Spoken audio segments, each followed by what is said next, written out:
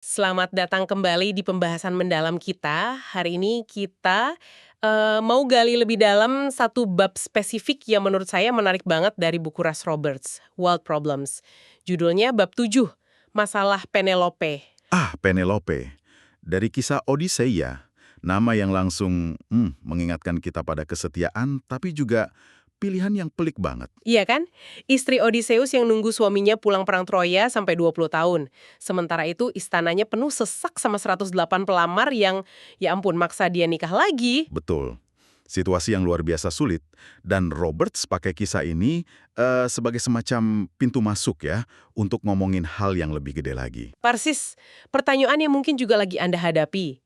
Gimana sih kita bikin keputusan besar yang bisa mengubah hidup, kayak milih pasangan, milih kerjaan, bahkan tempat tinggal, pas pilihannya banyak banget, infonya nggak lengkap, terus masa depan juga nggak pasti. Nah, itu dia inti dari apa yang Roberts sebut masalah liar atau wild problems. Ini bukan teka-teki biasa yang ada jawaban pasti benar atau salahnya. Bukan kayak soal matematika ya. Bukan sama sekali. Ini pilihan-pilihan yang ikut membentuk kita jadi siapa. Konsekuensinya baru kerasa nanti, jauh di depan. Oke. Mari kita langsung aja bedah. Gimana sih sebenarnya inti dari masalah Penelope ini? Situasinya waktu itu gimana persisnya? Coba bayangin deh, ada 108 pria bangsawan gitu, numpang tinggal di rumah Anda, ngabisin makanan Anda, pesta terus-terusan. Wah, Dan setiap hari nagih Anda buat milih salah satu dari mereka buat jadi suami. Tekanannya itu, wah, pasti luar biasa. kebayang sih, pasti stres banget. Tapi Penelope ini kan cerdik ya, dia punya trik buat ngulur waktu. Betul. Dia bilang lagi nenun kain kafan buat mertuanya, Lartes. Yang lucu, mertuanya ini masih hidup. Hah? Masih hidup. Iya. Jadi siang dia nenun, malamnya dia urai lagi tenunannya. Cerdik banget. Itu cara dia nunda keputusan kan? Strategi penundaan yang brilian, dan itu jalan selama 3 tahun loh. Mungkin juga ini nyindir para pelamar ya, yang kayaknya sibuk pesta aja, nggak merhatiin tenunannya nggak kelar-kelar. Tapi akhirnya ketahuan juga kan triknya. Iya, ada pelayan yang bocorin. Nah, para pelamar jadi makin nggak sabar. Di titik inilah Roberts ngajak kita berandai-andai. Gimana kalau Penelope beneran harus milih suami terbaik dari 108 orang ini? Secara rasional gitu. Anggap dia bisa wawancara satu-satu. Oke, wawancara satu persatu. Tapi ada aturannya nih dalam skenario ini. Penting banget ini aturannya. Sekali pelamar ditolak, ya udah, dia hilang selamanya. Nggak bisa dipertimbangkan lagi, nggak bisa gerubah pikiran. Wah, kondisi ini kok kayaknya mirip sama satu masalah klasik ya di teori probabilitas. Yang namanya masalah sekretaris. Itu bukan sih? Tepat sekali. Martin Gardner yang bikin populer di tahun 60-an. Idenya gini, Anda mau rekrut sekretaris, pengen dapat yang paling bagus dari semua kandidat. Anda wawancara satu-satu. Tiap selesai wawancara, harus langsung mutusin, rekrut dia atau tolak. Sekali ditolak, ya udah, nggak bisa balik lagi. Tujuannya berarti memaksimalkan peluang dapat yang the best, yang absolut terbaik ya. Betul. Dan yang mengejutkan, ada strategi matematisnya. Aturan 37% itu. 37%. Gimana tuh cara kerjanya? Simpelnya aja. Prinsipnya gini, Anda ambil dulu 37% pertama dari total kandidat. Untuk Penelope, ya kira-kira 40 orang lah dari 108.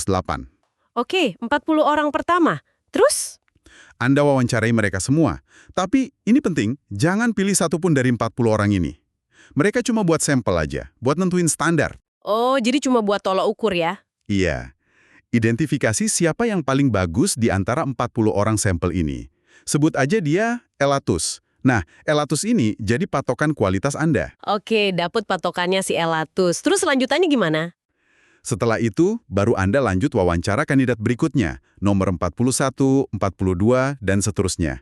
Strateginya adalah, pilih kandidat pertama yang Anda temui yang kualitasnya di atas Elatus. Oh, jadi begitu ketemu yang lebih bagus dari standar, langsung stop, pilih dia. Persis, nggak perlu lanjut sampai kandidat ke 108. Menarik. Apa untungnya pakai strategi ini? Katanya peluangnya bagus ya? Secara matematis, ini strategi yang ngasih peluang tertinggi buat dapetin kandidat terbaik dari seluruh grup. Peluangnya sekitar 37% atau 1/E. Angka yang lumayan tinggi loh, mengingat kita nggak tahu apa-apa di awal. 37% lumayan ya. Tapi kok rasanya agak dingin ya kalau buat milih pasangan hidup. Pakai rumus gitu, pasti ada risikonya juga dong. Oh jelas ada. Risiko paling gedenya, gimana kalau si Elatus tadi, standar dari 37% pertama itu, ternyata dia emang yang paling bagus dari semua 108 pelamar. Wah, iya juga ya. Kalau gitu kita bakal terus nyari standar yang lebih tinggi. Tapi nggak bakal ketemu, karena yang terbaik udah lewat di fase sampel. Terus gimana dong? Ya Anda bakal terus wawancara, sisanya nggak ada yang ngalahin Elatus. Dan sesuai aturan, Anda terpaksa milih orang terakhir yang ke 108. Bisa jadi dia biasa aja atau malah jelek. Anda jadi kelewatan yang terbaik gara-gara terlalu patuh sama rumus. Nah, ini dia nih. Jadi, meskipun secara matematis ini menarik, Roberts justru pakai contoh ini buat nunjukin betapa nggak pasnya logika optimasi kayak gini buat masalah liar. Kayak milih pasangan. Ini poin kuncinya ya. Tepat sekali. Dan ini justru jadi anti pelajaran atau pelajaran paling penting dari masalah Penelope menurut Roberts. Ngejar yang terbaik secara absolut dalam keputusan hidup yang kompleks dan personal, itu bukan cuma susah, tapi malah bisa jadi tujuan yang salah dari awal. Kenapa dibilang salah? Kan wajar kita pengen yang terbaik. Masalahnya ada di definisi terbaik itu sendiri. Kalau kita ngomongin manusia, terbaik itu konsep yang licin banget, subjektif. Nggak kayak milih mobil kan, ada spek jelasnya. Beda ya. Beda jauh. Manusia itu kan matriks kompleks ya. Ada sifat, nilai, kebiasaan, potensi buat tumbuh, kecocokan yang bisa berubah. Gimana coba ngasih bobotnya? Iya juga sih. Mana yang lebih penting, baik hati atau pinter? Lucu atau ambisius? Nyambung ngobrolnya atau chemistry fisiknya? Nggak jelas bobotnya. Bisa berubah juga, beda-beda buat tiap orang. Akibatnya, konsep pasangan terbaik yang objektif, yang bisa diukur pakai rumus, itu jadi kayak ilusi aja. Kalau kita kejar terus, bisa-bisa kita malah kejebak, nyari tanpa henti, banding-bandingin terus, dan akhirnya malah nggak puas karena selalu mikir, jangan-jangan ada yang lebih baik lagi di luar sana. Waduh, ini bener banget nih. Banyak orang takut banget sama istilah settling ya. Merasa kayak, aduh masa cuma dapat yang gini aja? Kalau gitu, apa dong alternatifnya menurut Roberts? Kalau ngejar terbaik itu keliru. Alternatifnya, nah ini dia ngutip pemikiran Herbert Simon, namanya satisficing. Satisficing, apa itu? Kayak gabungan kata ya? Ya, gabungan dari satisfying, memuaskan, dan sufficing, mencukupi. Oke, satisficing. Jadi maksudnya bukan nyari yang sempurna, tapi nyari yang cukup baik gitu. Betul. Tapi penting nih, cukup baik di sini bukan berarti nurunin standar atau pasrah gitu aja ya. Artinya, kita tetap nentuin kriteria atau standar minimum yang penting buat kita. Apa sih yang nggak bisa ditawar buat kita? Nilai-nilai apa? Kebutuhan apa? Jadi standarnya tetap ada ya? Tetap ada. Nah, terus kita berani memilih opsi pertama yang kita temui yang memenuhi standar minimum itu. Mirip dikit sama logika 37% tadi. Kita berhenti nyari, pas ketemu yang udah cukup memuaskan, standar kita. Tanpa harus pusing mikirin ini beneran yang paling top sedunia atau bukan. Saya kok jadi mikir ini sebenarnya pendekatan yang lebih manusiawi dan realistis ya. Kita akui aja hidup ini kompleks, info terbatas, terus kita berani ambil keputusan dan berkomitmen pas kriteria kita terpenuhi, nggak terus-terusan dihantui perfeksionisme. Bener sekali, ini soal keberanian buat mutusin, terus ya udah komit buat bikin pilihan itu berhasil. Bukannya terus-terusan lihat kanan kiri, nyari yang lebih oke lagi. Roberts juga nyambungin ini ke aplikasi kencan online kan? Oh ya, gimana tuh? Dia berspekulasi mungkin suksesnya aplikasi itu bukan karena algoritmanya canggih banget memuin soulmate gitu ya, tapi lebih karena aplikasi itu berhasil ngumpulin orang-orang yang niatnya sama-sama serius nyari hubungan. Jadi proses satisficing lebih gampang terjadi di antara mereka. Masuk akal juga sih. Ngomong-ngomong, sebelum kita lanjut, kisah Penelope di audisi itu akhirnya gimana sih? Kan dia nggak pakai rumus 37% atau satisficing itu kan? Nggak sama sekali. Jauh banget malah. Di cerita aslinya, Odysseus pulang tapi nyamar jadi pengemis tua. Oh iya, nyamar ya. Nah, Penelope mungkin mudah curiga atau mungkin masih ngulur waktu aja, dia bikin sayembara. Siapa yang bisa masang tali busur Odysseus yang berat itu, terus nembakin panah lewat 12 lubang kapak, nah dia yang bakal jadi suaminya. Itu kan tes yang hampir mustahil ya buat para pelamar. Betul, cuma Odysseus sendiri yang bisa. Begitu dia berhasil dan identitasnya kebongkar, wah, dia langsung bantai semua pelamar itu. Waduh, Jadi ya penyelesaiannya bukan pemilihan rasional, Lebih kayak kebetulan dalam fiksi yang akhirnya memilih suaminya yang asli kembali. Jelas ini bukan strategi hidup yang bisa kita tiru. Oke, jelas bukan? Balik lagi ke strategi hidup, Roberts pakai analogi lain yang bagus banget nih, soal perjalanan ke Roma. Iya, analogi ini kuat banget. Bayangin Anda dapat kesempatan sekali seumur hidup, pergi ke Roma selama 3 minggu. Anda tahulah, pasti pengen lihat Koloseum, Vatikan, gitu-gitu. Yang standar lah ya. Iya. Tapi selain itu, Anda juga punya tujuan lain yang lebih, abstrak. Pengen ngerasain La Dolce Vita, pengen jalan-jalan aja tanpa tujuan, pengen nemuin pencerahan spiritual mungkin, atau sekedar pengen bertumbuh sebagai pribadi. Nggak ada itinerary detail buat itu, cuma keinginan umum aja. Gimana coba ngerencanain perjalanan kayak gitu? Susah banget ya ngerencanain pencerahan atau pertumbuhan pribadi, itu kan biasanya kejadian gitu aja pas kita lagi jalanin prosesnya. Nah, itu dia poinnya. Hidup kita seringkali kayak perjalanan ke Roma itu. Ada tujuan-tujuan konkret, tapi banyak hal paling berharga lainnya, kayak kebahagiaan sejati, makna hidup, pertumbuhan diri, itu munculnya nggak terduga. Pas kita lagi jalanin aja, jawabannya nggak selalu ada di depan mata dari awal. Justru ketidakpastian inilah yang bikin hidup menarik. Ada ruang buat penemuan. Terus gimana ini nyambungnya lagi ke milih pasangan? Idenya adalah, daripada kita terobsesi nyari pasangan terbaik, seolah-olah pasangan itu objek statis dengan spek tertentu, Kayak milih barang ya? ya, mungkin lebih baik kita geser fokusnya. Cari teman perjalanan hidup yang baik. Teman perjalanan hidup, kualitas kayak apa tuh yang jadi fokus kalau gitu? Ya, kualitas kebersamaan. Seseorang yang Anda nikmatin waktunya bareng dia, baik pas lagi seneng maupun susah, pas lagi ngobrol seru, atau pas lagi diam-diaman aja. Seseorang yang nilai-nilai intinya mirip sama Anda, ada rasa saling hormat yang dalam. Ada chemistry, ada cinta, atau apapun lah namanya. Jadi fokusnya ke kualitas hubungan dan kebersamaan dalam perjalanan ya, bukan ke spek orangnya. Betul. Fokusnya geser dari optimasi objek, jadi kualitas hubungan dan pendampingan dalam perjalanan hidup yang nggak pasti ini. Ini rasanya jauh lebih manusiawi sih. Selain itu, Roberts juga nyinggung soal jangan langsung abaikan tradisi gitu aja ya. Pakai konsep pagar Chesterton itu. Betul. G.K. Chesterton pernah bilang, intinya, sebelum Anda robohin pagar tua di tengah ladang yang kelihatannya nggak guna, coba cari tahu dulu kenapa pagar itu dipasang di situ awalnya. Siapa tahu ada fungsi tersembunyi yang Anda nggak lihat. Oke, jadi jangan asal buang yang lama ya. Iya.